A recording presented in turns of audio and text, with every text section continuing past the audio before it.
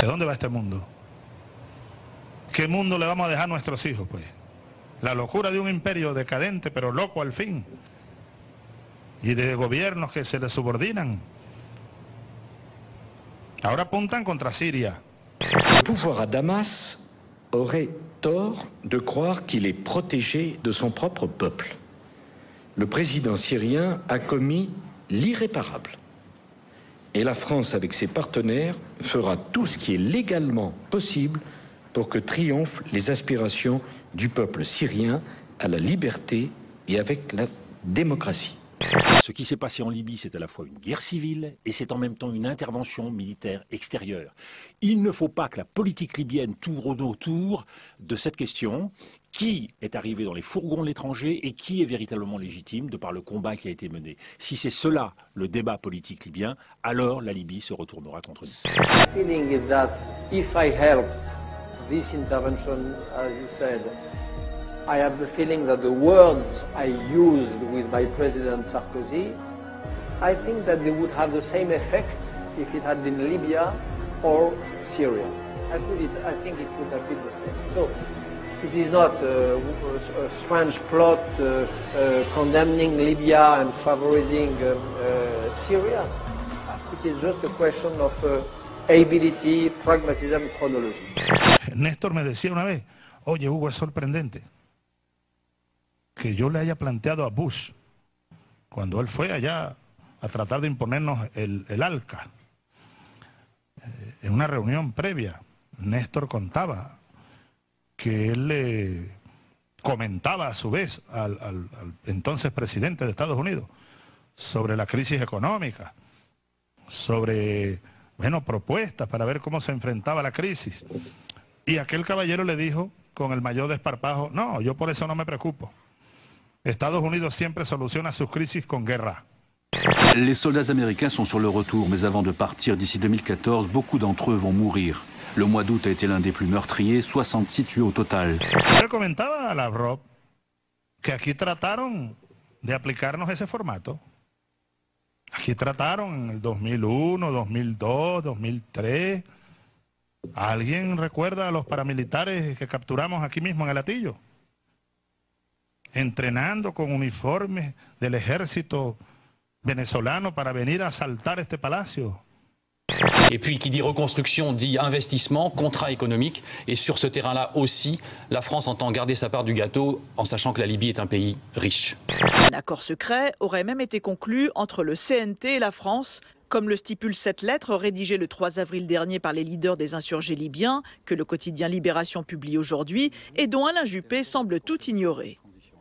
Je n'ai pas connaissance de cette lettre. Ce que je sais, c'est que le Conseil de transition a dit très officiellement que dans la reconstruction de la Libye, il s'adresserait de manière préférentielle à ceux qui l'ont soutenu. Et ça me paraît assez logique et assez juste. Il n'y a aucune ambiguïté. L'Algérie ne prendra, elle ne l'a jamais fait, parti pour Kadhafi. Il n'a jamais été question, et jamais l'hypothèse n'a été examinée chez nous, qu'un jour M. Kadhafi pourrait venir frapper à notre porte. Selon un rapport, 25 grands patrons américains ont gagné plus que ce que leur entreprise n'a payé d'impôts l'an dernier. Parmi eux, les PDG d'eBay ou de Ford, explique le journaliste, salaire annuel moyen 16,7 millions de dollars. Un jackpot qui s'explique par la politique fiscale américaine. Avec un taux d'impôt l'un des plus élevés au monde, les sociétés sont devenues championnes pour contourner le trésor et n'hésitent pas à créer des filiales dans les paradis fiscaux pour y loger une partie de leurs bénéfices. Ces 5 hommes sont victimes de l'horreur. Ils font partie des 1300 cobayes auxquels des scientifiques américains ont inoculé à la fin des années 40 des maladies sexuellement transmissibles afin de tester les effets de la pénicilline. En mars dernier, ces 5 survivants ont déposé une plainte commune contre les États-Unis.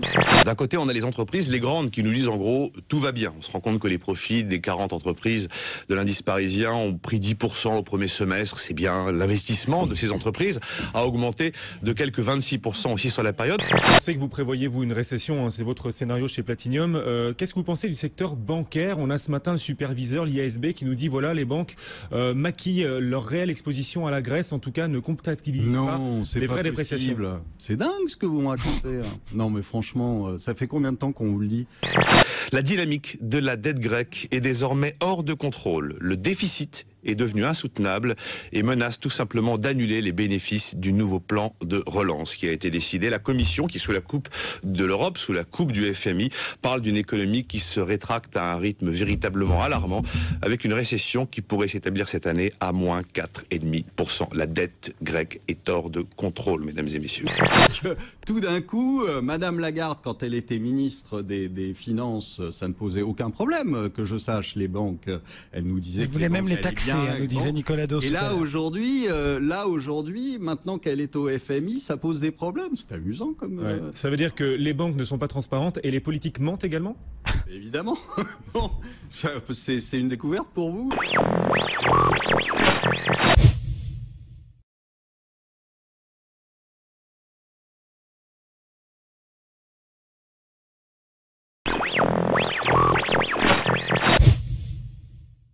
Spontanée ou non, une nouvelle manifestation a eu lieu ce vendredi à Téhéran. Les relations diplomatiques ne sont pas entièrement rompues, précise le gouvernement britannique, mais réduites au minimum. On aurait exagéré les dangers qui pesaient sur les populations civiles libyennes pour justifier une intervention occidentale à laquelle la France a pris part. Qu'est-ce que je vous dis? On a exagéré. Peut-être, oui. La CELAC, la communauté des États latino-américains et des Caraïbes, est constituée de 33 pays. Jefferson avait dit que le destin des États-Unis était d'avaler l'une après l'autre les vieilles colonies espagnoles, a déclaré le président vénézuélien qui a été soigné pour un cancer cet été. C'est ainsi que les États-Unis sont nés. C'est dans leur nature. Espérons qu'ils changeront un jour. Mortel statu quo en Syrie. Les négociations internationales patinent. Aucun accord n'est en vue. Le Conseil de sécurité de l'ONU se déchire. Et pendant ce temps, les manifestations anti-régime continuent. Avec elles, leur lot de répression. Encore 18 morts, dont 6 civils rien qu'aujourd'hui. Le chef de l'opposition syrienne lance un appel au secours à l'ONU et l'implore d'adopter au plus vite une résolution ferme pour condamner Damas.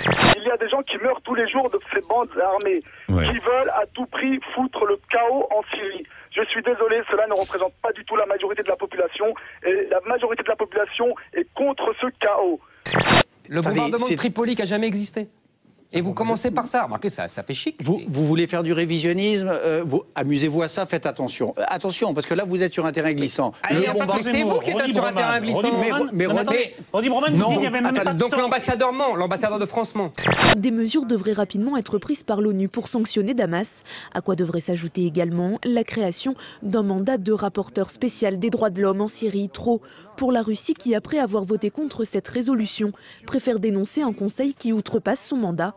Moscou, qui a mis en garde et jugé inacceptable la possibilité à peine voilée d'une intervention militaire en Syrie. Dire qu'il n'y avait pas de tanks prêts à entrer dans Benghazi, c'est dire qu'il n'y avait pas d'avion le 11 septembre dans le ciel de New York ou de Washington. Les tanks sont là, les carcasses de tanks sont là. Misrata, on peut nous dire qu'on n'a rien vu à Misrata. Misrata a été détruite de fond en comble. Tripoli, Al Jazeera a montré les images des avions, les images des...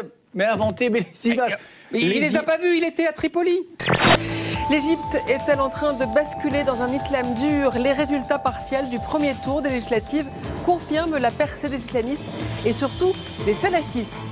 Vous pensez que c'est les dictatures qui créent la puissance de l'islamisme. Or, moi, je pense que c'est faux, que l'islamisme, c'est simplement, ça vient d'une quête identitaire des populations arabo-musulmanes bouleversées dans la mondialisation, et que ce n'est pas les dictatures qui les fabriquent, qui les aggravent, c'est que simplement, il y a une volonté de revenir à ce qu'ils pensent être eux-mêmes. Et que là-dedans, vous êtes, comme je l'ai dit tout à l'heure, un idiot utile d'un phénomène historique beaucoup plus important et qui vous dépasse et qui nous dépasse.